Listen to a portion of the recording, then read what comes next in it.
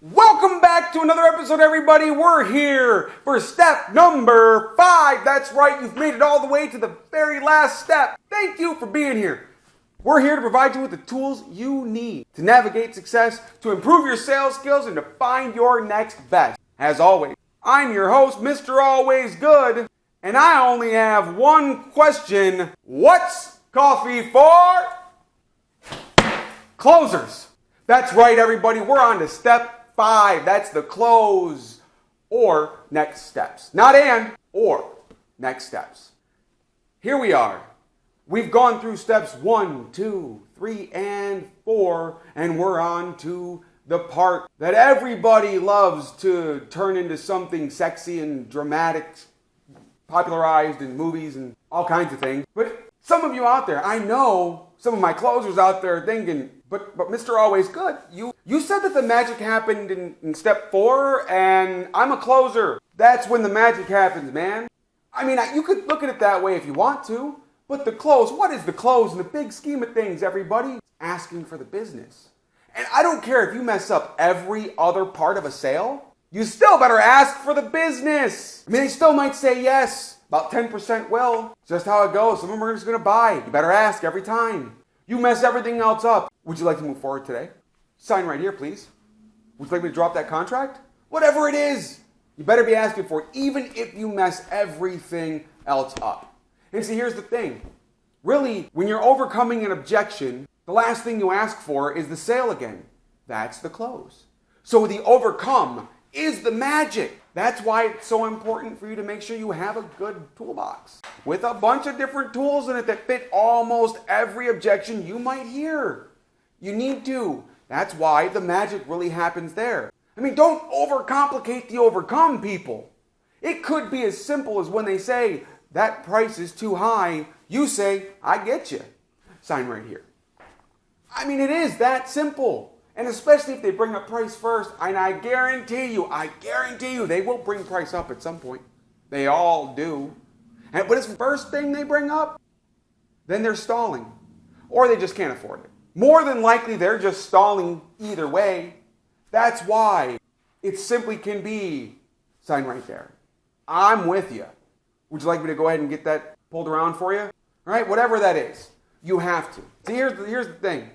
Even when it's, oh, well, we're not ready to do anything right now, but I need to set up another time to next step, aka follow up for all my salespeople out there who do not want to follow up.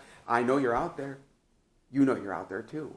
Don't lie to me. Don't lie to me. You know it just like I know it. That's a mine.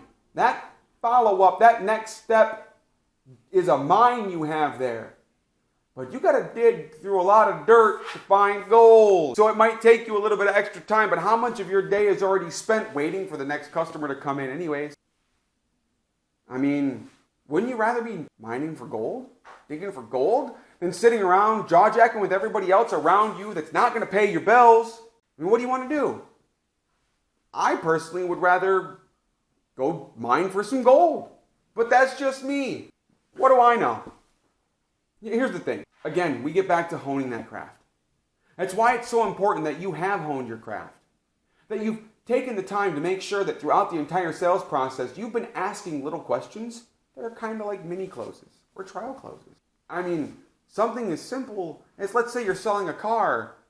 Hey, who's the first person you're going to go show this off while they're on the test drive?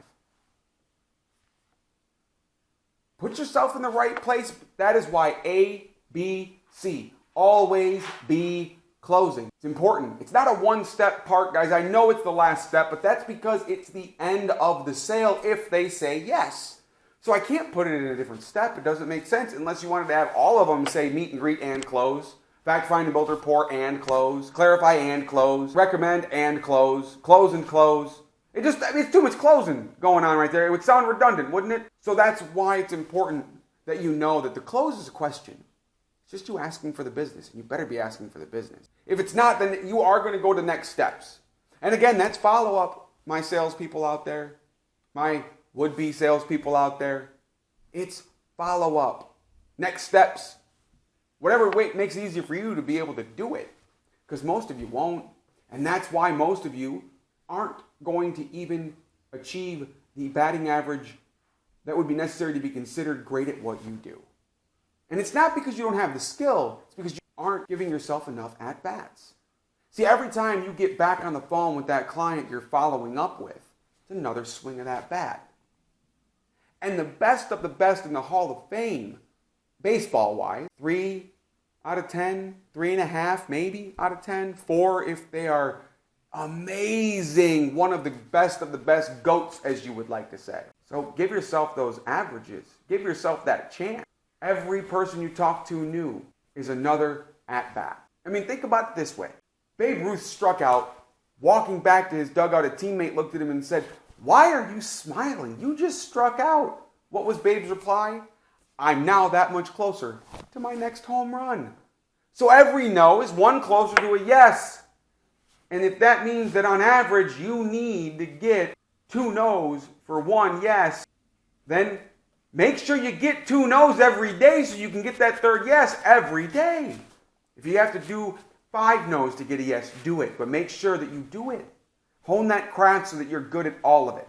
Be a practitioner in what you do. Guys, we've come to the end of our 5 steps of the 5 simple step sales process. So here's the thing I want from all of you is to comment down below your wins. I want you to share with me some success you've had. Recently or not recently, I don't care which way it is. I want to know your wins. I want those to be shared with everybody in this community as well. So, what are we going to do next week? You're going to have to tune in next week to find out. I know you have found some tools today that will help you navigate your success, improve your sales skills, and find your next best. As always, I'm your host, Mr. Always Good. Thank you, and you'll see me next week.